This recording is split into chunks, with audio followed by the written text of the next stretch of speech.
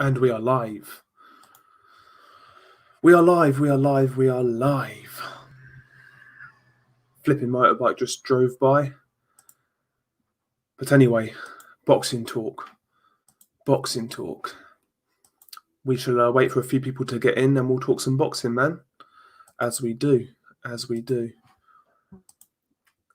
Okay, 1 second, lads. 1 second. Let me just open this up. There we go. Not going to be on too long, by the way.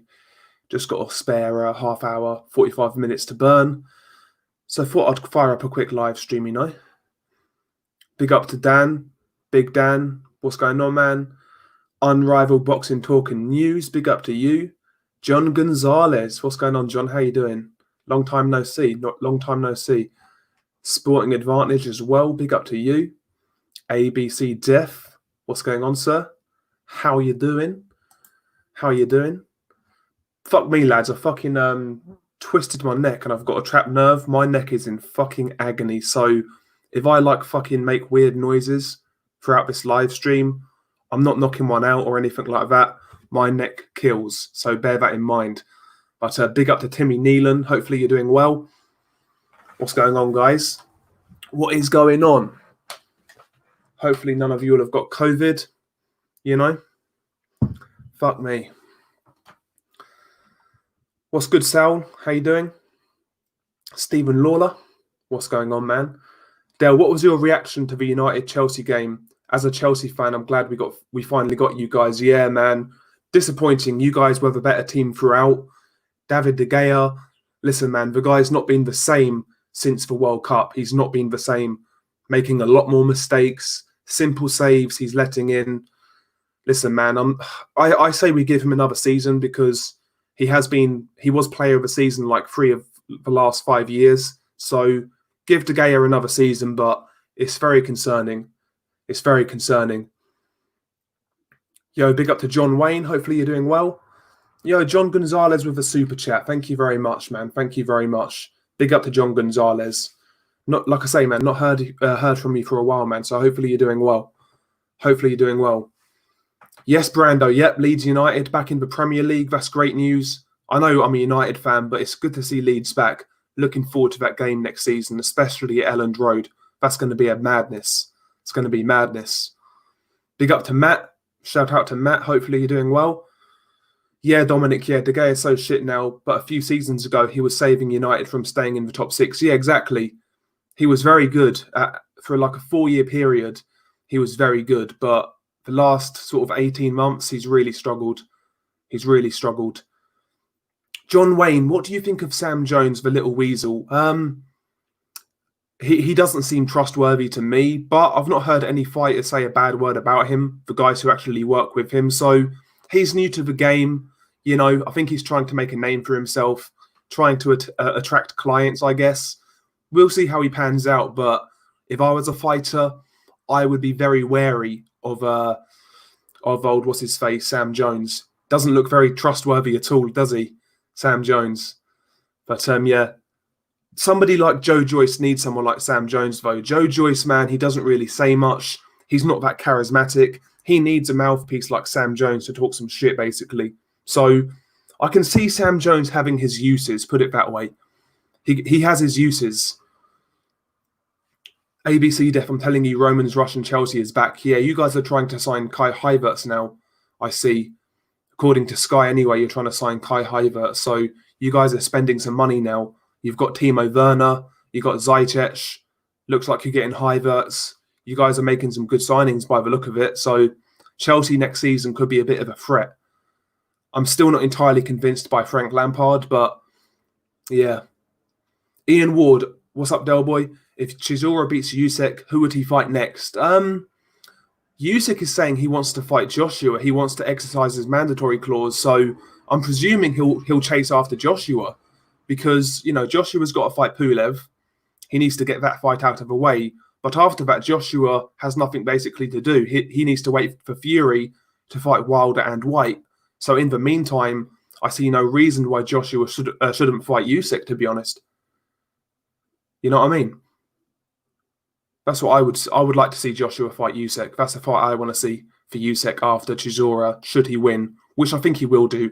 I think he'll beat Chisora. I think he'll outpoint him. Don't think he'll stop him, but a comfortable points win for Usyk. After that, go for Joshua. That's what I say. I really like that Joshua fight. Chelsea are buying a Nordic Warrior Dream Squad full of Eastern Europeans. Yeah, Chelsea are making some good signings. Making some really good signings. ABC Def now Frank Smart, and I'll back him. It's just he doesn't have a preferred system. What needs to be sorted? Yeah, exactly. That's a good point, ABC. That's a good point. He's not made his own signings, has he? Because of the transfer ban. So yeah, you're right. Give Lampard this summer. See what he does. It's going to be interesting, no doubt.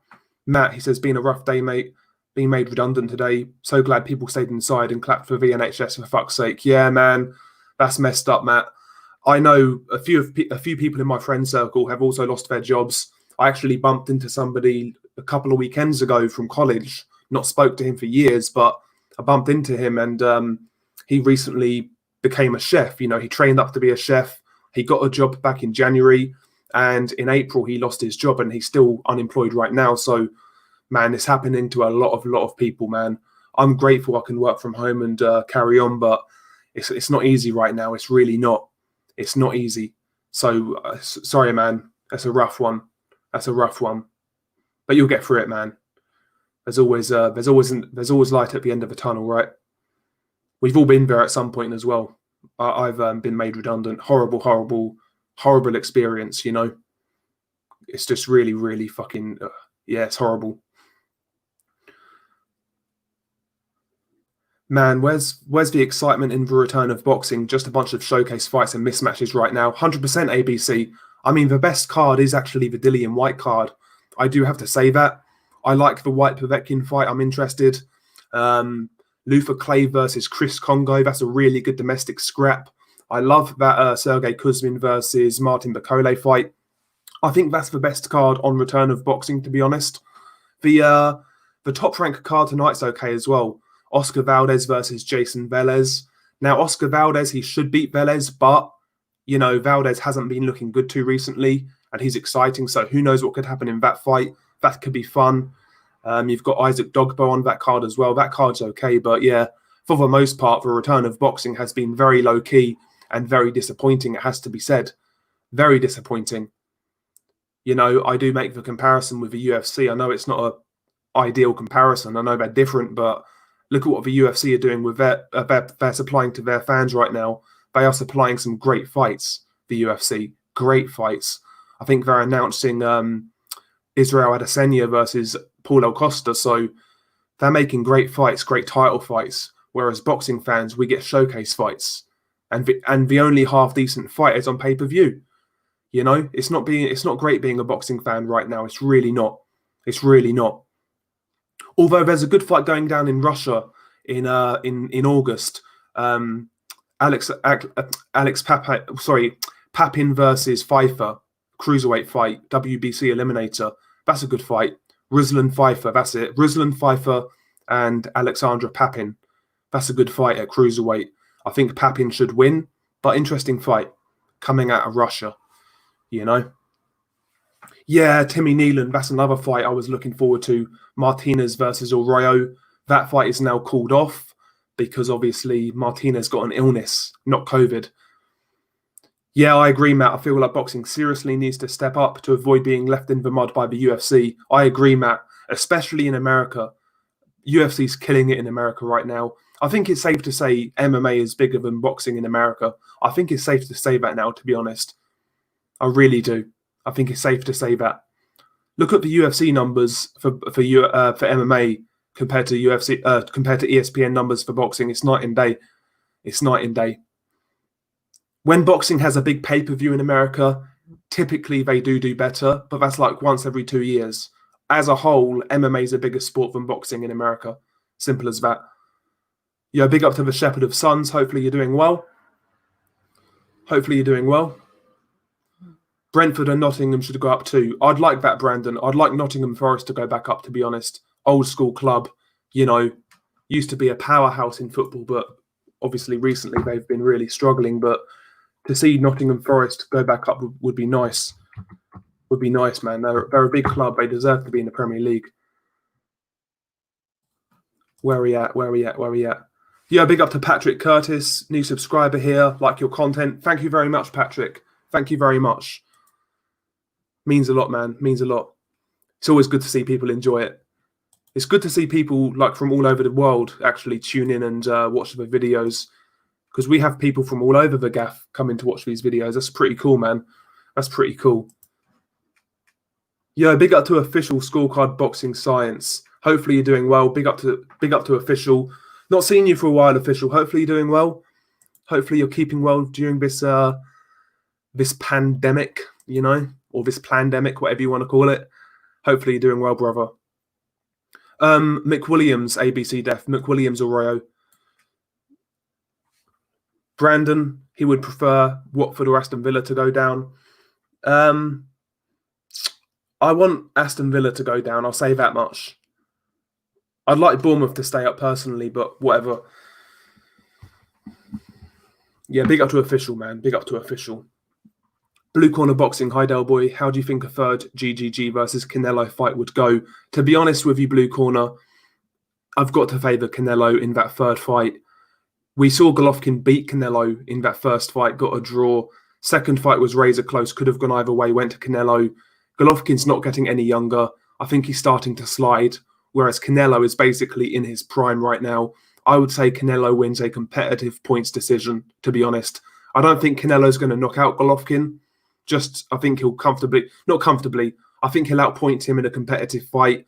But this fight will actually be the first time Canelo does actually clearly beat Golovkin. That's my prediction initially going into a third fight with Golovkin and Canelo. Who knows? Golovkin could land one Hail Mary punch and knock him out. That's possible. Golovkin can punch. He did hurt Canelo in that second fight. That's not out of the realms of possibility. But listen, when people ask these questions, I always like to think of it. Who would I bet my last £100 on? And I would bet on Canelo in that fight. I really would. I'd bet on Canelo. I think Golovkin's had his chance, and unfortunately, it's passed him by. One of which was stolen from him, in my opinion. But that's boxing for you. That's the cruelty of boxing. You know, that one win would have made Canelo's resume that win against Canelo, if he got it, would have made Golovkin's resume look that much better. And you know, these things are fine lines when fighters retire. When it comes to legacy discussions, it makes a big difference. You know, it's like Kovalev and Andre Ward.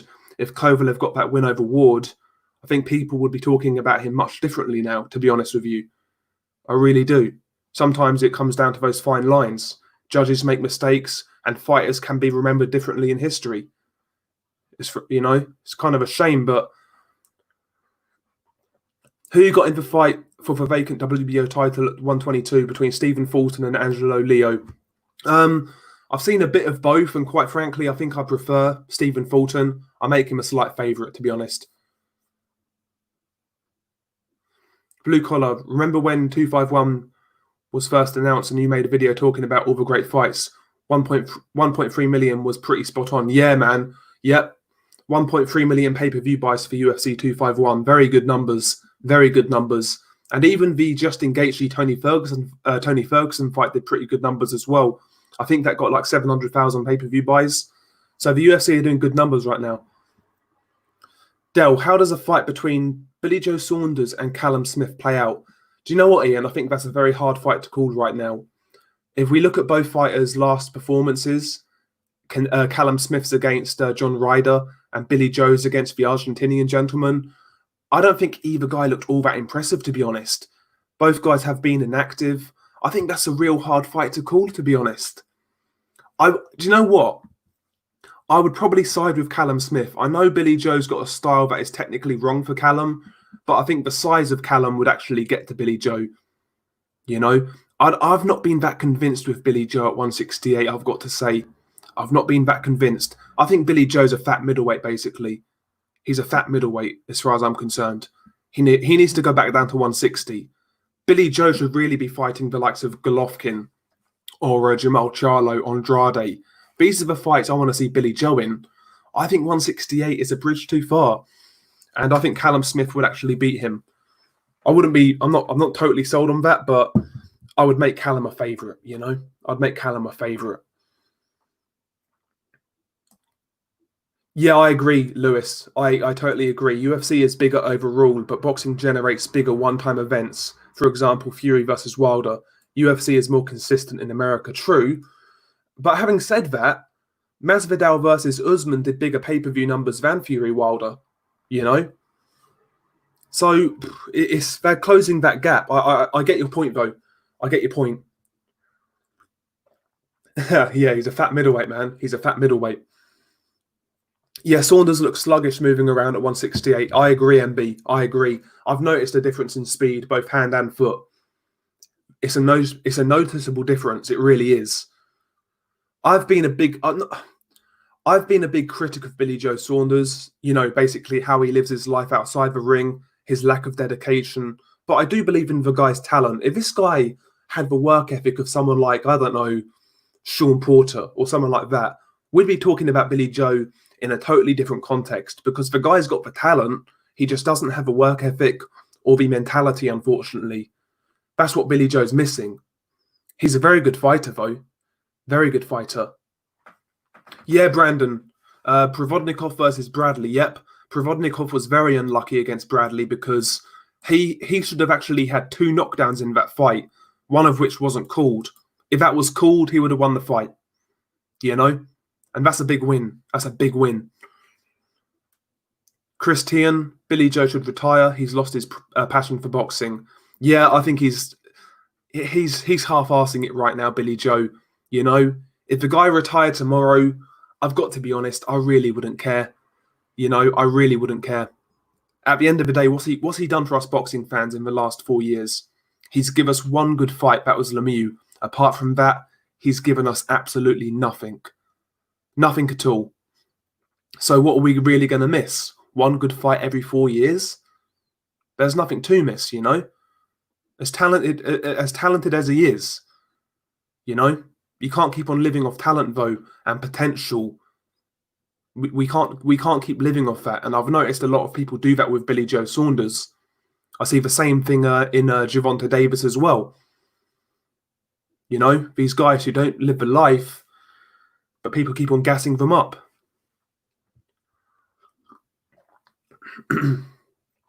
Unrivaled. I'm not going to do links this stream, but I'd say next stream I'm going to do a link. I know I said that last time, but it's just been a shit few days, put it that way. And yeah, this was really just a quick run, brother. I'm going to go off at about 9 o'clock maybe. Play a bit of Call of Duty with the lads. You know how it is. But yeah, not this stream, man. Not this stream. I'll probably do one on Thursday and have people on Unrivaled. I'm definitely going to do one more this week. More than likely Thursday or Friday. Yeah, Sadiq versus Richards is a good fight. Yep, that's been postponed though, yeah. As Nathan said, yeah, it's been postponed. Yep, exactly, Brandon. If Broner retires today, I wouldn't care because he's undisciplined. Yep. I heard rumours about Broner's return, actually. Apparently, he could be fighting Ivan Redkach. At this stage, you know, that's a competitive fight. Broner versus Redkach. It's competitive these days, you know? Okay, Lerone Richards is with Coldwell now. Interesting. Fuck's sake. Why do we always get hit up when we go live? Jesus Christ. Let's turn this fucking shit on silent. Hang on 1 second, lads. Oh, you fucking whore. Sorry, lads. Yeah, so Lerone Richards. I actually quite rate Lerone Richards. I think he's an interesting fighter. Not everyone's cup of tea, I have to say. Very low output. He's kind of got one of those styles where he breaks your rhythm. He'll pick away with a jab. He'll feint. He'll prod. He'll probe. But he's a good technical boxer. I can see why people rave about him in sparring. He looks like one of those fighters who actually really turns up in the gym, but we've not seen his best potential in the actual ring yet. That's the impression I get with Lerone Richards. And I like him as a person, so I want him to do well. He always comes across really well, Lerone Richards. He always comes across really well. Yeah, exactly, John Wayne. Yeah, he does. He seems like a proper good dude, Lerone Richards, yeah. Yeah, I agree, Matt. I agree. I think he's got a decent ceiling as well. I certainly could see him getting to European level at 168 easily. I could see him getting to European level. Lyndon Arthur's fighting Dex Spellman. Yeah, I saw that. Decent little fight. But I expect Lyndon Arthur to have a bit too much. Lyndon is a good straight puncher, does the basics well, whereas Dex Spellman is like a crude brawler. I think the straight punching of Lyndon will keep Dex Spellman at bay, and I would actually expect Lyndon to stop him late on or maybe mid rounds. This is a good question actually from Brandon. Blue collar, in your opinion, who has the best resume, Kovalev or Kessler? That's an interesting question, Brandon. Best single win, you've got to say Kessler over Froch. In terms of quantity and all-round resume, do you know what? That's a really tough one. I think I'll probably side with Kovalev, to be honest. If Kovalev got that decision over Ward, there's no comparison. But he didn't. We've got to go with official records. But I'd still say Kovalev. I mean, Kovalev's beat Alidia Alvarez, Cleverly, Pascal, Hopkins. You know, he's got some decent wins. But yeah, Kovalev. Oh yeah, Nathan, no doubt. Dex Spellman, yeah, he always comes to fight. Tough old boy Dex Spellman, got a good chin. He can crack a bit as well. He can punch a bit, you know. But very good question, Brandon. I always used to really rate I always used to really rate Kessler, to be honest. He had a really nice style, good boxer puncher, good timing, accurate, you know, done all of the basics really well, great footwork. Kessler was a really good technical fighter. Came unstuck against the likes of Calzaghe and Ward, but there's no shame in that. He gave Calzaghe a really hard fight. And yeah, he was a really solid fighter back in the day, Kessler. Singular win, Hopkins or Froch, I agree, unrivaled. I would say Froch, to be fair. Sadly, they were both robbed by Andre Ward, yeah. Well, the Andre Ward-Kessler fight was just a mess, wasn't it? Like head clashes and all that shit. Yeah, that was a mess. And yeah, for Kovalev-Ward fights, we know what happened there. We know what happened, you know. Ridian Smith, interesting. Calzaghe versus Kessler was one of the earliest fights I watched live. I remember that fight being on, was it ITV or Setanta? I forget. Was it Setanta? Been so long now. Was that 2006? Kessler Calzaghe, or 2007? One of the two. But yeah, I do remember. I remember watching it at the time. I remember watching it. Yes, Setanta, that's it, Brandon. The Lacey fight was on ITV for Calzaghe. Lacey Calzaghe was on ITV, and yeah, that fight was on Setanta. That's it. You got a good memory. Better memory than me.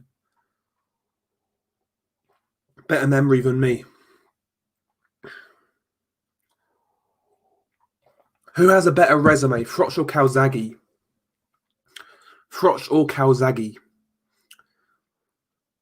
The consensus is Carl Froch, but I don't think there's as much in it as some people make out, to be honest. I really don't. The Hopkins win for Calzaghe is obviously a really good win. People say Hopkins was old and past it. He was older than Joe Calzaghe. Does that mean he was more past it? No. Calzaghe wasn't doing any sparring going into that fight. His hands were done. Calzaghe was done. He was actually more washed, in my opinion, than Hopkins was, and he still beat him. That was a really good win. He beat a better version of Kessler. He beat Sakio Bika, who's a tough lad. You know, he beat some Chris Eubank. I know Chris Eubank was past his best, but I wouldn't say shot. Robin Reed was a really good win at the time. You know, he beat some good dudes. Charles Brewer was a good fighter. Byron Mitchell, good fighter. You know, all of these guys were good fighters back in their day. So I don't think the resumes are that far apart, to be honest. I really don't. I don't think they're that far apart. But maybe Froch has the edge in competition. Maybe Froch has the edge in competition. I'll say that. Yeah, probably Froch just about. But I don't think there's as much in it as some people make out. That's all I'll say. but it's close. Yeah, big up to Dragon Leg. I've seen you here a few times now. Big up to Dragon Leg. Thanks for the support, brother. Yeah. Oh, he says, sorry, Ridian Smith. Beaker would have done Nigel Benn dirty in his prime. That would have been a great fight, by the way. Sakio Beaker was a madman. I always thought, when I watched Sakio Beaker fight, I thought to myself, if this guy can box, anybody can do it, because his style was so crude, so reckless, but he made it work for himself. He was so crude, he was almost so awkward at the same time. You know, really solid fighter. He actually gave Andre Ward a hard fight. He gave Calzaghe a hard fight. Beaker was no bum. He was no mug. No mug at all. Really hard bastard, man. He had a good chin, Sakio Beaker. Really good chin. He went up to light heavyweight and took Stevenson's best punches. Guy's chin was immense. Good fighter, man, Sakio Beaker.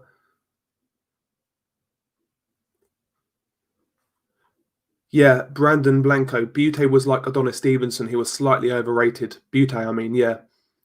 Calzaghe or Toney, interesting fight. James Toney, for those who don't know, is my favourite fighter of all time historically. I love James Toney. I love his style, etc., etc. But in a head-to-head matchup, Calzaghe had the ability to beat James Toney. James Toney, as good as he was very hot and cold. He could be outworked and he could be out-hustled. Calzaghe could definitely do that to James Toney. Prime for prime, both at their best. I think it's a 50-50 fight. I really do. I wouldn't like to call it. Work rate was always kind of James Toney's kryptonite, in a sense, I guess. In their absolute prime, how does GGG versus Ward go? I've got to be honest, I would say Ward on decision, to be honest. Blue corner boxing. I've got to go Ward on decision. I think Ward's a bit too big, a bit too strong for Golovkin. Golovkin would have his moments. He would land some good shots, some good hard jabs, rock the head back of Ward, but Ward would neutralize him on the inside, in my opinion, and kind of work him to the body, and basically grind him out to a decision. I would say Ward on points. Yeah, James Toney's a fucking gangster, John. You got to love James Toney. That guy would fight anybody, anywhere, anytime. He would turn up morbidly obese and still fucking kick your ass. Great fighter, man. Great fighter. This was a guy, man, who barely took training seriously. You know, he didn't take his weight seriously or anything like that. If he did, who knows what this guy would have achieved. Look at what he achieved anyway. With like basically he half-assed it in terms of training, and he still achieved all what he did. If he was super dedicated, man, the sky would be the limit for James Toney. But a great fighter. Yeah, unrivaled. At one point, I remember the Butte hype on like boxing forums. It was crazy. Butte was extremely hyped. He really was. So was Arthur Abraham at that time as well, if you remember. But I actually think Abraham had a much better career than Lucien Butte. That is true, Padja. Butte was rated based on his opposition. He looked better than Ward versus Beaker and better than Froch versus Noel Glenn Johnson. Yeah, that is true. Butte handled those guys quite easily. He done a pretty good job on Beaker, certainly. Beaker's pretty much always a hard night for anybody. And yeah, Lucien Butte done a pretty good job. Jermaine Taylor versus Michael Nunn. I would say Michael Nunn. Michael Nunn on points. Both were really good boxers, but I think Michael Nunn, in my opinion, was a special boxer, whereas Jermaine Taylor was a very good boxer. Michael Nunn's jab was excellent, man. The way he would double it up, triple it up, his footwork. Yeah, really good fighter, Michael Nunn. Joe Laws versus Conor Benn. Who have you got? I've got to be honest. Conor Benn. I don't rate Joe Laws at all. Yeah, James Toney moved all the way from middleweight to heavyweight. Yep. And James Toney, by the way, when he turned pro, he actually wanted to turn pro at heavyweight because he couldn't be asked to make weight. He just wanted to fight at heavyweight, but his team basically convinced him to go down, and that's why he fought in lower weight classes to begin with. But his original goal was always actually to fight at heavyweight, believe it or not. But yeah, James Toney was a G, no doubt. Absolute gangster. Prime Whack versus Prime White. I've got to be honest, really, and I would still pick Dillian White against a Prime Marius Whack. I don't think either guy was up to much in that fight. Both guys were in poor condition. You know, it was what it was. I don't really think you can read too much into it, to be honest. It was what it was. Yeah, unrivaled. I've heard a lot of people say that you could put James Toney in a time machine, throw him back 50 years, and he would still cope perfectly fine. Perfectly fine. Very good fighter, man. Very good fighter. Yeah, Mr. Doc, I agree. None all day. I would take none on points. Maybe even a late stoppage, actually, come to think of it. I know Michael Nunn wasn't a huge puncher, but he could crack a bit. You know, ask Sumbu Kalambe. But yeah, Michael Nunn could definitely punch. Maybe the accumulation of that jab after 12 rounds will get to Jermaine Taylor. Who knows? But I would definitely pick Michael Nunn to beat Jermaine Taylor. Yeah, John Gonzalez. That's my favourite James Toney performance. Or my second, actually. Second being, obviously, Barkley Toney. First being Girov Toney. The Vasily Girov fight was amazing, honestly. It was a great fight, man. It was a great fight. Emmanuel Stewart's commentary on that fight as well was sick. Fucking amazing, man. You don't get fights like that anymore, and you don't get commentary like that anymore. You know, that's a great fight. That's a fucking tremendous fight. I could watch that fight every week, honestly. James Toney, Vasily Girov. Beautiful fight.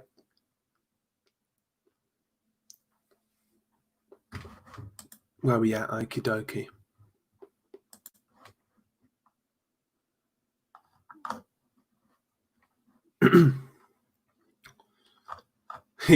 Marius Whack beat Ty Fields pre-Klitschko. Yes, sir.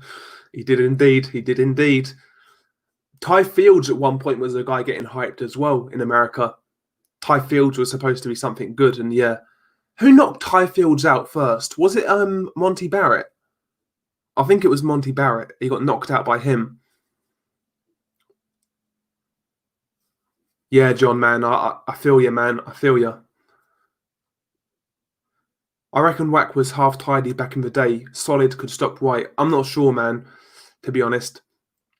Paul 123, do you rate Shannon Courtney? In what sense, Paul? As a fighter or as a looker? In what sense? To be honest with you, as a fighter, no. In regards to her looks, she's one of those that you wouldn't be too disappointed if you pulled her in a club kind of thing. Wouldn't be like the first choice, but she'll do kind of thing. Do you know what I mean? She'll do. Oh, as a fighter. Oh, yeah, I don't rate her at all, Paul. I'll be honest. I don't rate her. Unrivaled. He's gone there, man. He says she's as good looking as she is skilled. Average at best. Jesus. Unrivaled's the guy, man. He's the guy who'll get to the point, you know? He'll get to the point. But yeah, man. Did you guys actually see Michael Nunn the other day? He returned to kickboxing. He had a kickboxing fight. He fought a UFC dude, an old UFC dude, Pat Miletich. And Michael Nunn actually won, which is pretty cool. He actually looked pretty good, you know, for a 57-year-old. He looked in good shape at 175. So fair play to him, man. Fair play to him. Earn a few quid, you know. Fair play to him. Yeah, the super middleweight division is not what it was. So many great names mentioned. I agree, Sporting Advantage. Right now, man, you've got Billy Joe, Callum Smith, who are not really doing anything. David Benavidez, what's he doing? Caleb Plant, what's he doing? You know, there's two unification fights right there that are so easy to make. The PBC can make Plant versus Benavidez in a heartbeat. Eddie Hearn can make Billy Joe, Callum Smith in a heartbeat. Not happened. Why? Why have these fights not happened? Come on now. These fights need to happen. They're both great fights. Would inject life into that division. But, you know, these guys are fucking around and God knows what they're doing. I think a lot of these guys are waiting for a potential Canelo fight. You know? I think that's what it is. Yeah, basically Cavanide. Sorry if that's how you say your name. Cavanide. She's shocking. Typical matchroom fighter, only there to bring in Mongs. I can't disagree, man. I can't disagree. I don't think I don't even think she's all that pretty, to be honest. I see a lot of people on Twitter like simping for her. I don't think she's all that pretty. I really don't.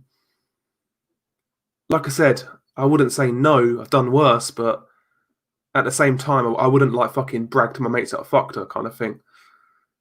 See, this is where you guys are taking the stream, man. You're bringing my you're bringing it down, man. You're bringing it down. Have you seen Scott Harrison's coming back? Think he can do anything? He actually had a fight pool 1, 2, 3 the other day, an unsanctioned fight. Well, it was sanctioned by Bieber, not the British Boxing Board of Control. He fought the other day and won, but he fought a guy who was like 0-1 or something like that. I don't think he can do anything though, Paul. I'll be honest. Yeah, exactly, Stephen Lawler. 100% agree. 100% agree. PBC should do Plant Benavidez. Matchroom should do Saunders Smith instead of these guys waiting and relying on a Canelo payday. Fact. 100%. These guys could have fought already, honestly.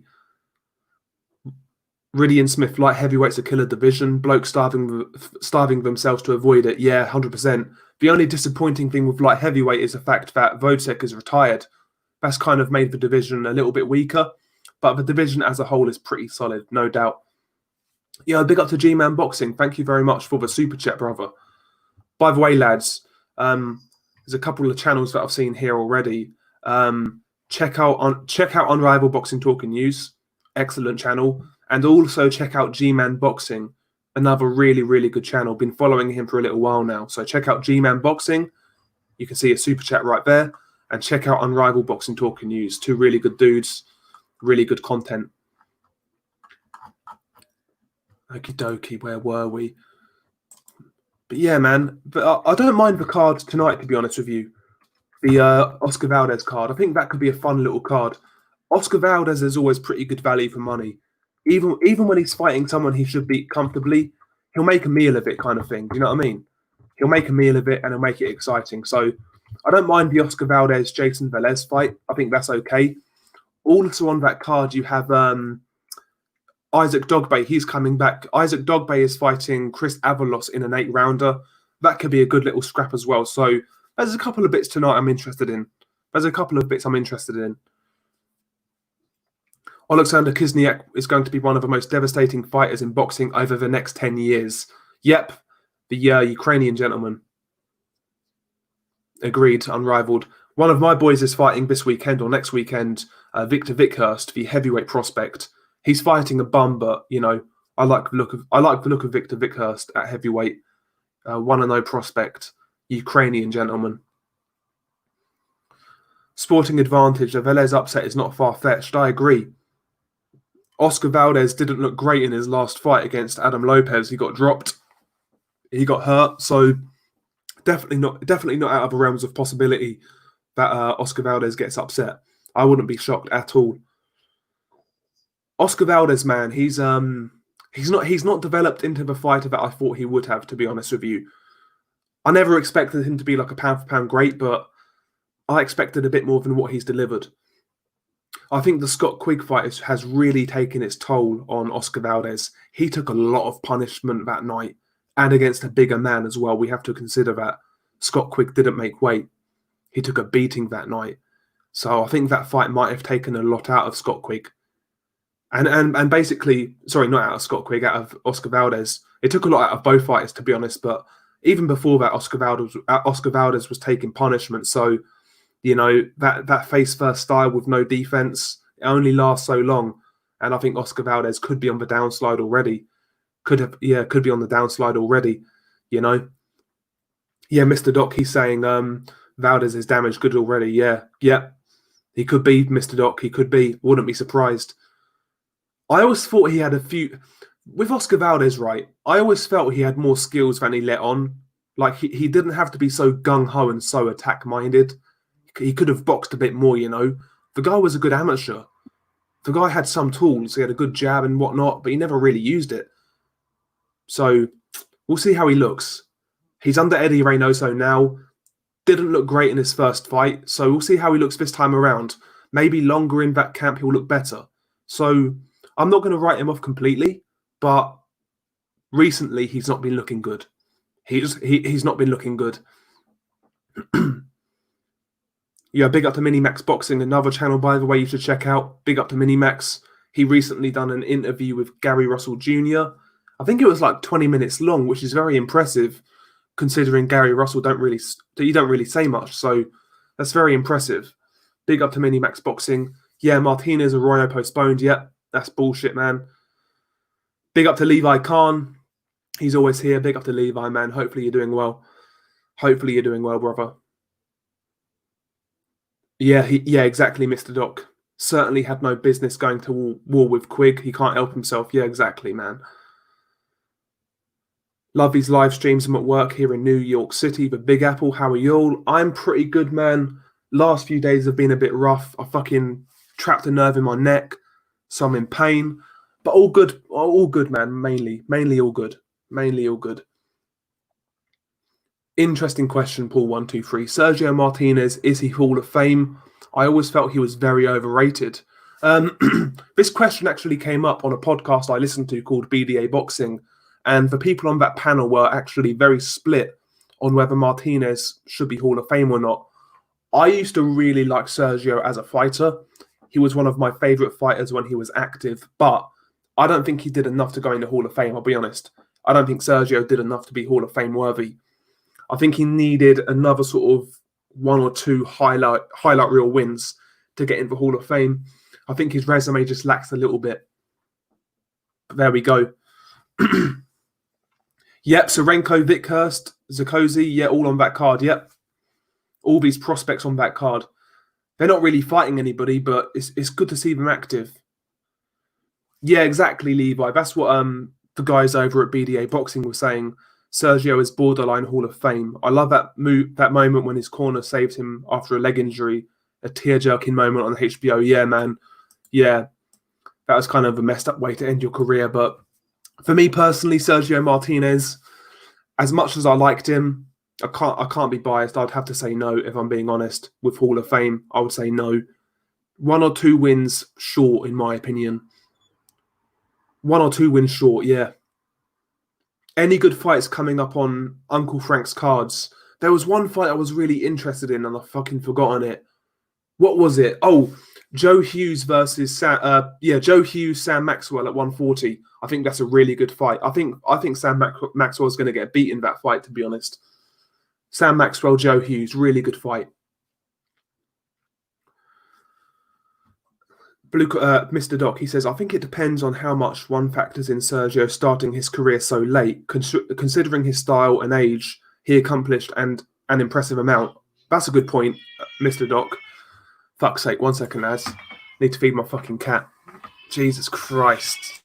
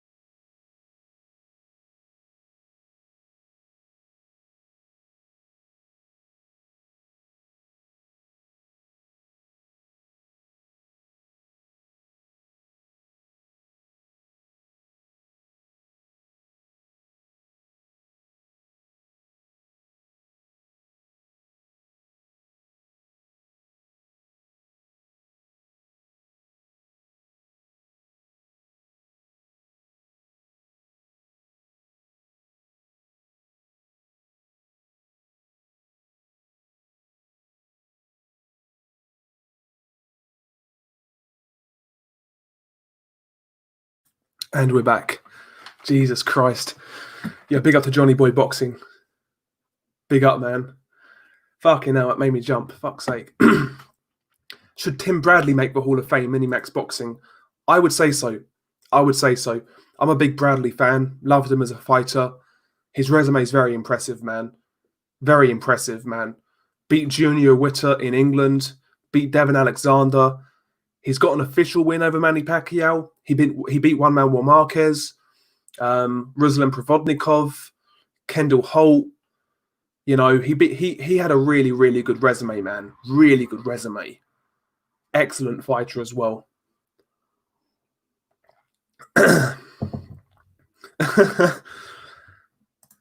Paul123. Think Bellew will come back. He's broken his word on everything else. Laugh out loud. I wouldn't be surprised, Paul123, if Bellew comes back for one more big pay-per-view fight on Sky Sports, you know, against...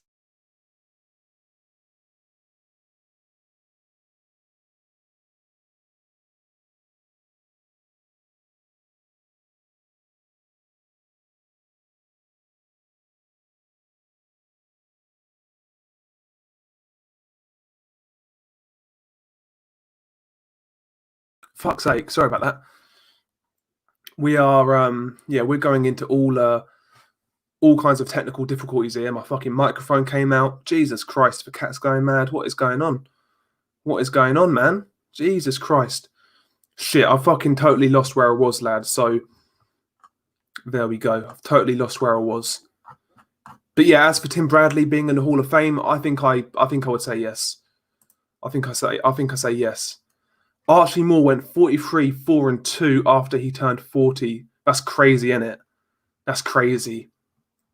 Archie Moore, man, his style as well was fucking excellent to watch. Excellent to watch. You know, slick. He could punch, he could counter, he could fight on the inside. Great feet. Good combinations. Excellent fight. Excellent fighter, man. Excellent fighter. Fact, Johnny boy, fact. I hate dogs. Pound for pound, cats are more skilled. 100%. 100%. Yo, Johnny, what fight are you talking about? Smith and Canelo. Not official, but according to several reports online, apparently Callum Smith's been offered $5 million to fight Canelo. That's the latest news anyway. $5 million for Callum Smith to fight Canelo. No word on whether he's accepted it yet, but you know, it's a good offer. It's a decent fight, all things considered. I wouldn't be mad if that fight comes off. I wouldn't be mad at all. I would expect Canelo to win, especially based on how Callum's been looking recently. But decent fight. Junior Witter versus Josh Taylor at 140. I've got to be honest, Brandon. I would take Josh Taylor. Josh Taylor, late stoppage or a wide points win. To be honest, Junior Witter was good, but he was kind of he was a bit negative. I don't think he's got the power to keep Josh Taylor honest. To be honest, I don't think he's got the power. A study found that dogs are twice as smart as cats. Wouldn't be surprised, to be fair. My cat is fucking stupid as fuck, so I wouldn't be surprised. I wouldn't be surprised at all. Yeah, Larry Holmes at 42 years old also beat Ray Mercer, yeah. Merciless Ray Mercer, yeah, that was a really good win. And even the Evander Holyfield fight, Larry Holmes actually put up a really, really good account of himself. He gave Evander Holyfield some real problems in that fight, well past his best. Larry was a great fighter, man. Great fighter. Pound for pound, best jab in heavyweight history. I mean, it's hard to say who's got a better jab than Larry Holmes. Maybe you could argue Sonny Liston, but in terms of variety, for me, Larry Holmes he's got the best jab in heavyweight history in terms of pure variety. He can double it, he can triple it, you know, he can ramrod jab, he can flick jab, he can do everything, man. Up jab, you know, great jab. Yeah, Sugar Boy Malinga, yeah, he beat Nigel Benn at 40 years old, yeah, in Newcastle.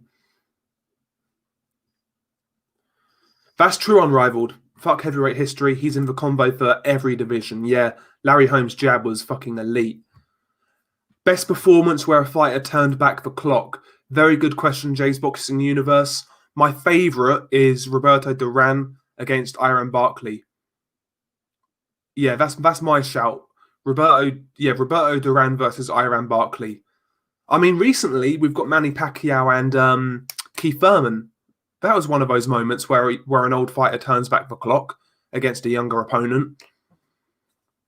Stephen Lawler, fantasy fight, Josh Taylor versus Ruslan Provodnikov at 140. Hell of a war, but I think you've got to go with Josh Taylor. You know, the superior skills, better boxer. I would take Josh Taylor, but in a phone booth type fight, Provodnikov would give him hell. Would give him hell.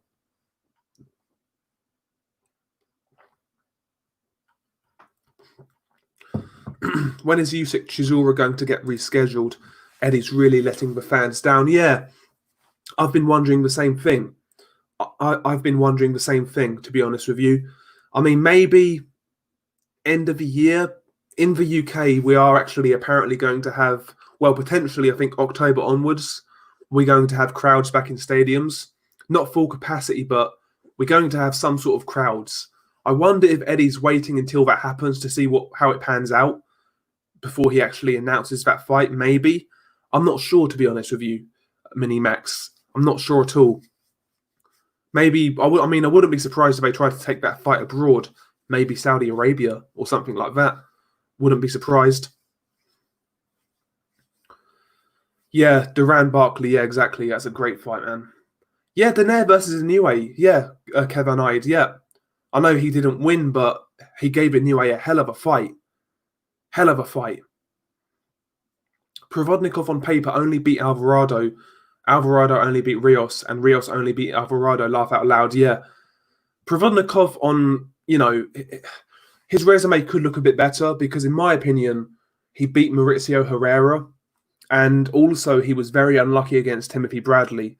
If that first knockdown was called, he would have won that fight. So, a couple of different judges and a different referee, Provodnikov's resume could be looking a bit better than it is. Yeah, Hopkins Pavlik, that's a really good shout, Tone. That's a good shout. Yeah, Hopkins fucking schooled Pavlik. He ruined him. He completely ruined Pavlik.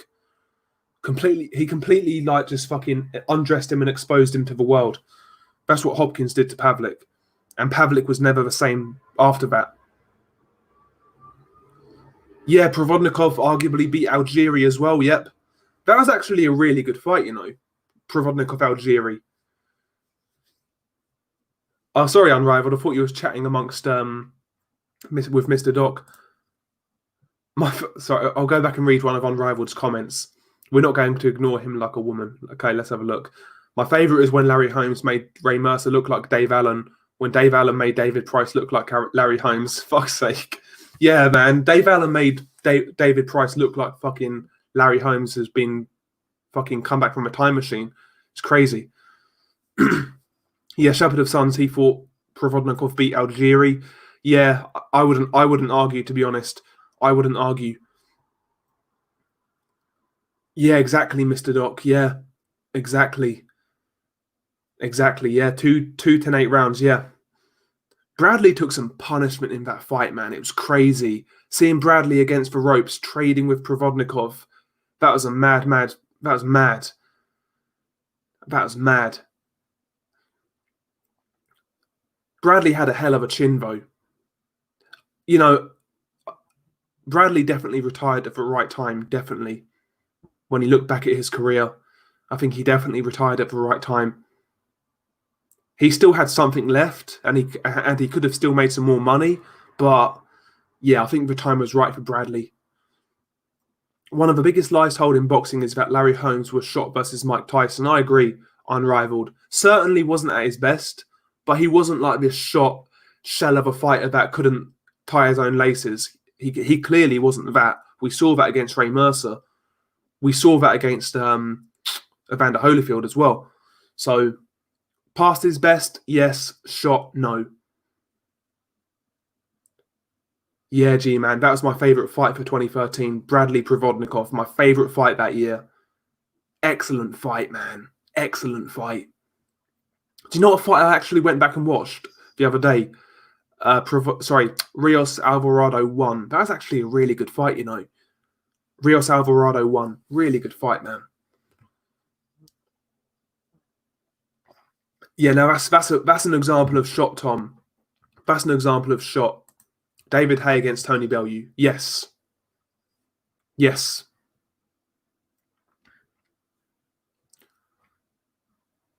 That's another thing, Kevin eyed. Yeah. He didn't have ideal preparation. That is true. We do have to consider that. That is true. Alvarado the GOAT. Alvarado was good value for money at one point. He was a fun fighter to watch, but very limited. Very limited. No defense, man. The Provodnikov fight basically ruined what was left of Alvarado. He ruined Alvarado, basically. Yeah, Alvarado Rios 2. Yeah, that was a good fight as well. The third fight was just a fucking blowout for Rios, wasn't it? The first two fights were really good. And yeah, the third fight was just a sign that Alvarado was completely shot. Completely shot. Whittaker would do to Duran what Leonard did to him in the rematch, but even more slick. Yeah, maybe. Maybe, yeah. I wouldn't be surprised, Mr. Doc. In a head-to-head sense, Whittaker's a nightmare for anybody. He's a nightmare for anybody. Nobody blows out Pernell Whittaker at 135. Nobody. Even at welterweight, in my opinion. Nobody blows this dude out of there. In a head-to-head sense, in my opinion. Unrivaled, I just watched Huck versus Cunningham. I've not seen that fight for about 10 years, honestly. Unrivaled. Oh, no, G-Man. Yes, I lied. Lebedev, Guillermo Jones. That was actually my favourite fight of 2013. Great fight. That was my fight of the decade, actually. G-Man. 2010 to 2020, fight of the decade. Lebedev Jones. Brutal, man. Brutal.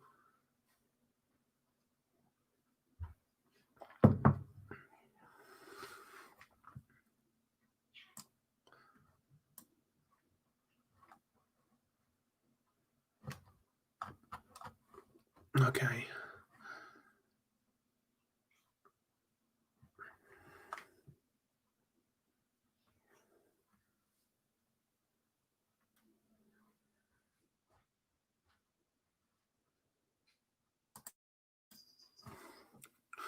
Sorry, 1 second, lads. Jesus.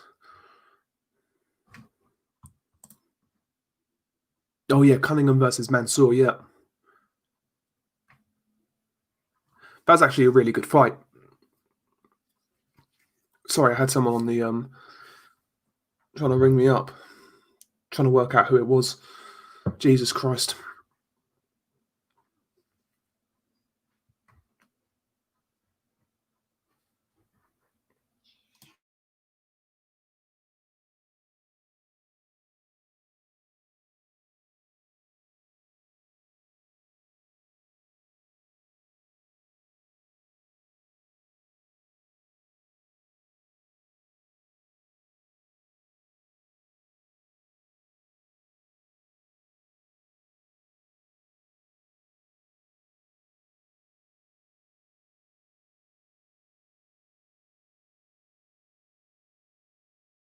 Fuck me, sorry about that, lads. Jesus. Yeah, Klitschko Joshua, yep. Great fight. Canelo versus Gerald McClellan. Who would you pick? I got McClellan. Canelo McClellan. I think Canelo was a more skilled fighter, to be honest. I think Canelo was more skilled, but Gerald McClellan, taller, longer, he could really punch. Do you know what? I would say Canelo on points, to be honest. Canelo on points against McClellan.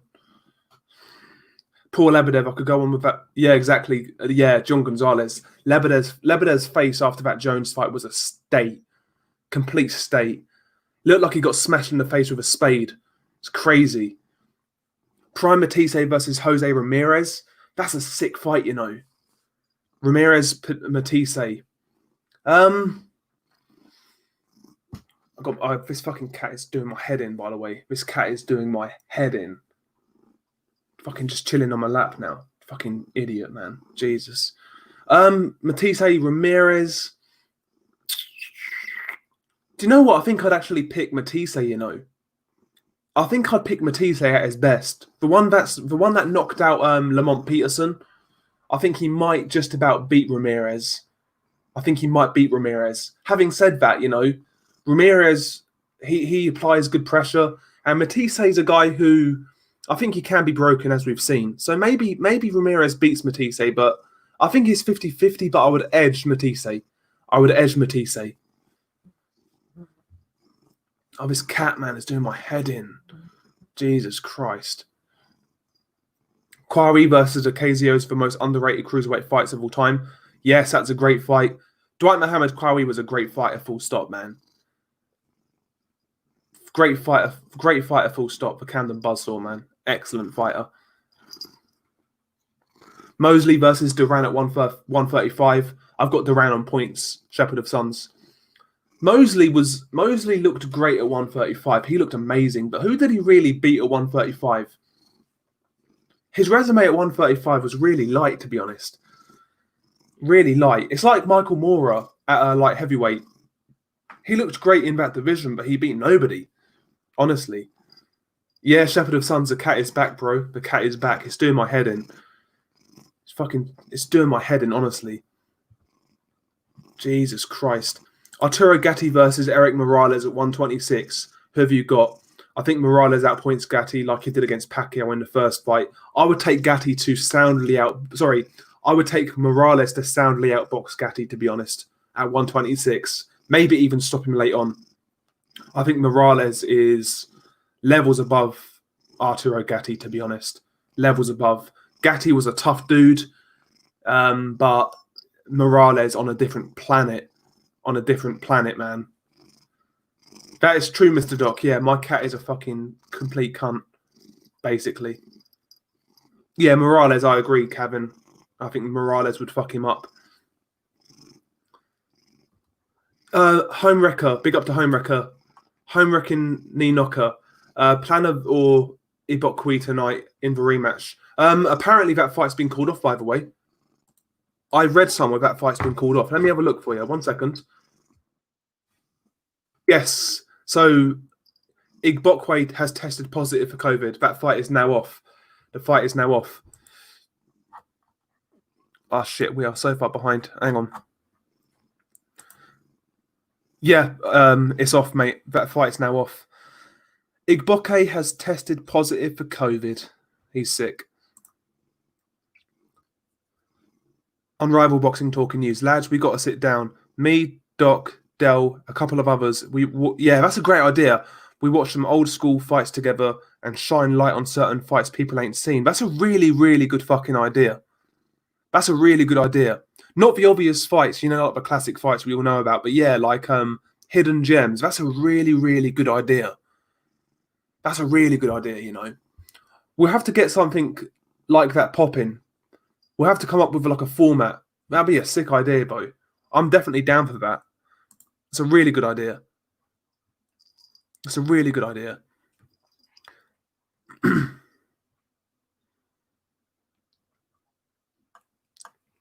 Sorry, one second. Jesus.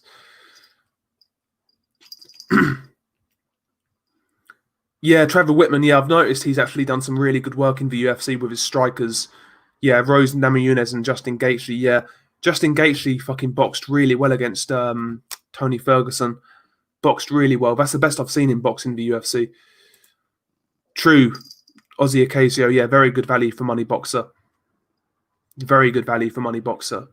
I'll tell you another good value for money fighter at cruiserweight was Carl Thompson. He's another guy in that division. Really good value for money fighter. Really good value for money fighter. Yep, exactly official. After the Tyson fight, Larry went on to have about 25 more fights and had some very good victories. 100%, man. Beat Ray Mercer. Ray Mercer was a very good fighter. Watch Ray Mercer versus Lennox Lewis. 10-round fight. Tell me who. If anybody's seen Ray Mercer, Lennox Lewis, who do you guys think won that fight? I'll be honest, I think Ray Mercer beat Lennox Lewis. On my scorecard, I had him winning 6 rounds to 4. Very close fight. I could see it going either way, but you could easily say Ray Mercer won that fight. Ray Mercer's jab against Lennox was a weapon. He was busting his face up. Lennox's face was all mashed up. I think Ray Mercer won that fight, to be honest. I really do. Ray Mercer was a very good fighter on his day. Really hard dude, man. Hard punch. Just a tough dude, man. He learned to box in the Marines, I believe, Ray Mercer. Or the Navy. I forget which one it was. No, sorry, Marines. It's in America, isn't it? Yeah, Marines. So, really tough dude. Costa Tszyu versus Marcus Maidana at 140. I've got to go with Costa Tszyu, to be honest. I think Maidana would give him issues with that pressure, but Costa Tszyu, much better boxer, great timing, great distance control. Yeah, I would take Costa Tszyu in a competitive decision. Costa Tszyu competitive decision. Yeah, Mr. Doc, that's a very good point, brother. That's a very good point. He said he had Ray Mercer, Lennox Lewis a draw. Why was it only a 10-rounder? I'll never understand. 100%. Why was there never a rematch as well? A 12-round rematch would have been great. Would have been great. Unrivaled. He says Prime Tszyu beats Marcus. I agree. Hatton versus Taylor at 140. I'm going to say Taylor. I think Taylor's a more skilled fighter than Ricky Hatton. Ricky Hatton was more relentless than Josh Taylor. I think he had quicker feet, but in terms of pure skill and ability and the technical side of things, I think Taylor's a bit better. I would say Taylor in a razor close decision. Josh Taylor for me. Unrivaled, he had it 6-4 Mercer. Yeah, that's my card as well. Yeah, definitely not a robbery though. Not a robbery, but I felt Mercer just about won. AAABBB. Ramirez versus Taylor.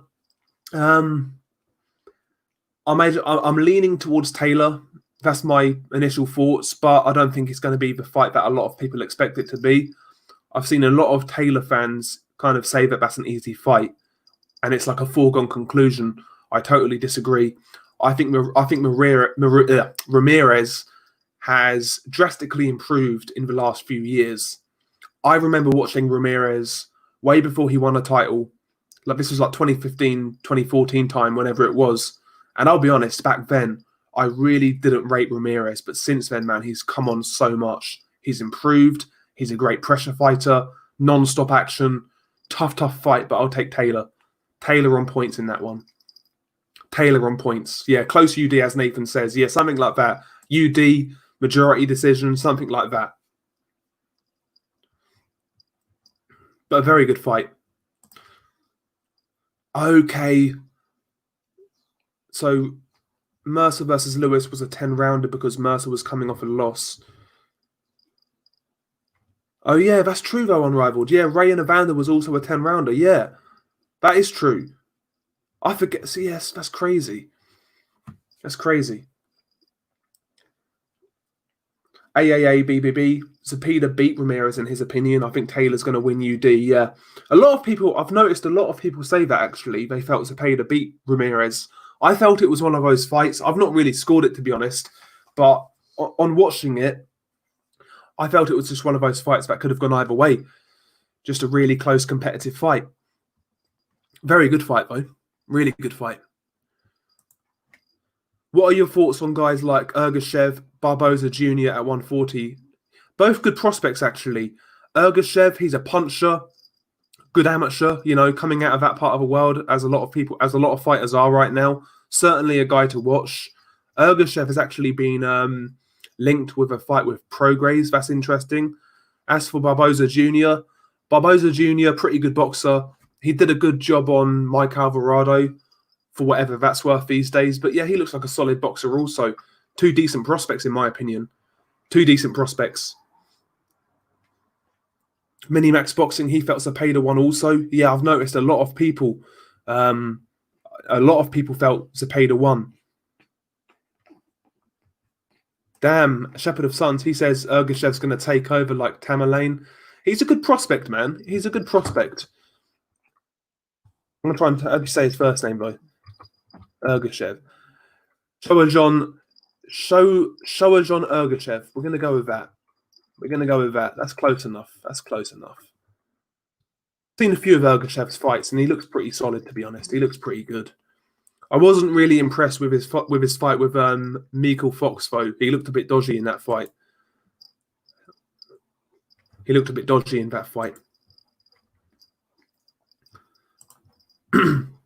Minimax Boxing, he thinks Zepeda edges Baranchyk in a tough close fight. I'm taking Baranchyk in that fight, to be honest with you, Minimax. Zepeda, in my opinion, he is a better boxer. You know, good tricky southpaw, technical, you know, does the basics well, good distance control, nice jab, etc. He's a good boxer, but I think he's one of these guys who needs like that time and space to think. Baranchyk isn't going to give him that. Baranchyk is a much more physically strong, imposing dude, and I think Baranchyk would actually negate that superior boxing ability that Zepeda has with pure aggression and pure physicality, to be honest. I think Baranchyk just outmuscles him in a points win. But it's a good fight, though. Hopefully that gets rescheduled, Minimax, because that was a fight I was really looking forward to. That's typical boxing, though, right?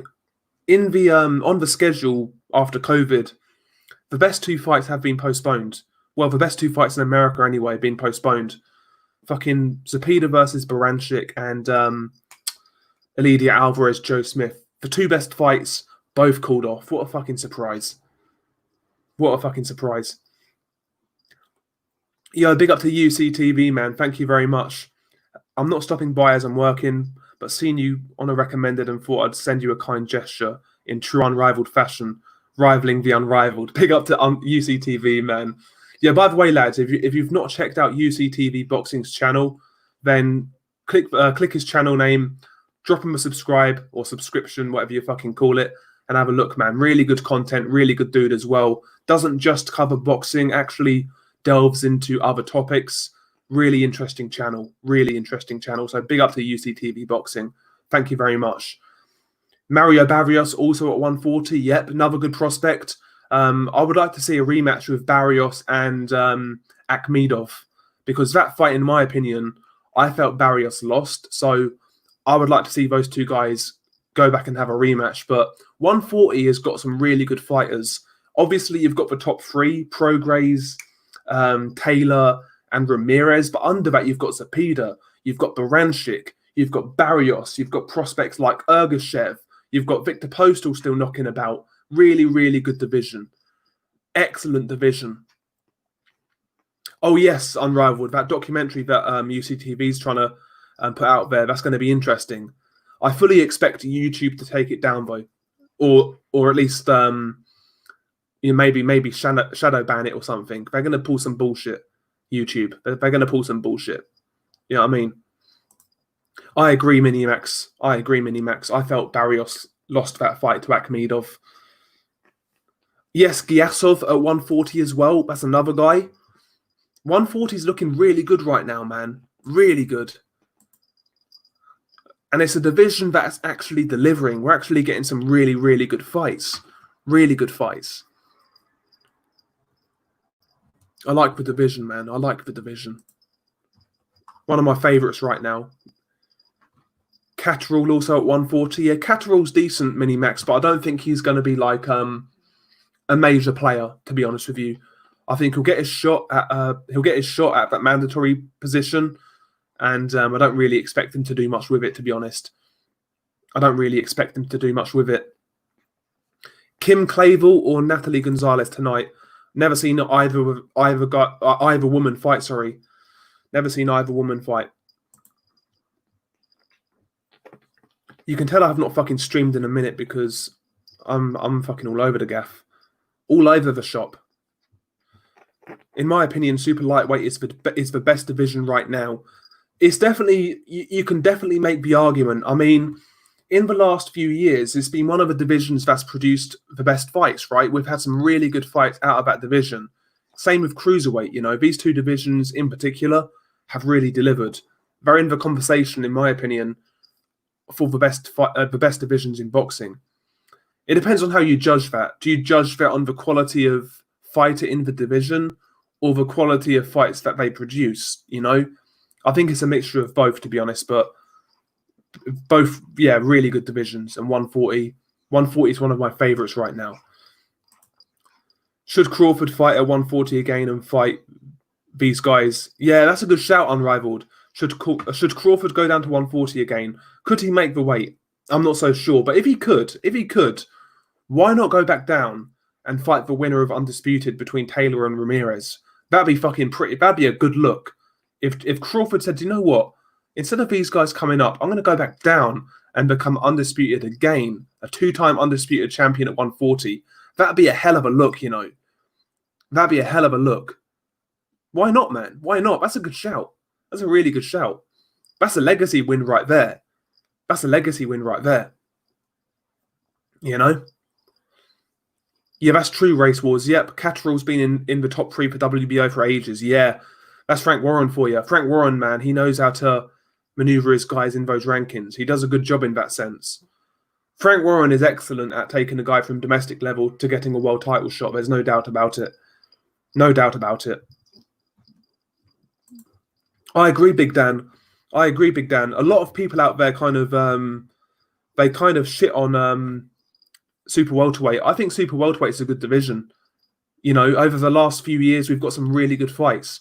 Jarrett Hurd versus Erislandy Lara, great fight. Harrison versus Charlo 2, great fight. Castano Lara, really good fight. Williams Rosario, really good fight. You know, we've had some really fun fights in that division. Williams versus Hurd. That division's made some really good fights. So, yeah, I agree. I agree. Super welterweight has potential due to the sheer number of prospects in it. Yep, agreed. Yep, lightweight as well. Lightweight is very good. You've got some good champions in Lomachenko, obviously, and Teofimo. And you've got some really good young boys like Devin Haney and Ryan Garcia. You know, that division's pretty stacked as well.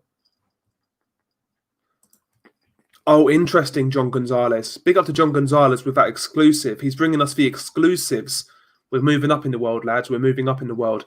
Barrios told me that Akhmedov's team wanted a tune-up before a rematch a couple of months back. Interesting. Interesting. I certainly think it needs a rematch. I certainly think it needs a rematch. But that's cool, man. Cheers to John Gonzalez, man. Interesting. Yeah, Max Kuckerman, I agree. Heavyweight's been a BS division, yep.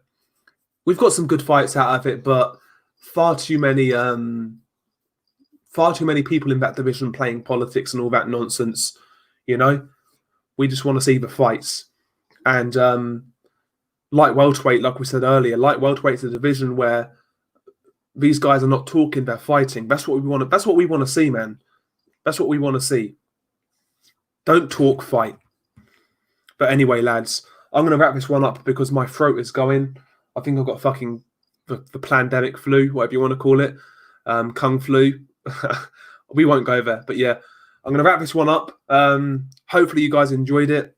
Just a quick one. Next stream, I'll definitely have people on. But yeah, smash the like on the way out. On to the next one. Peace.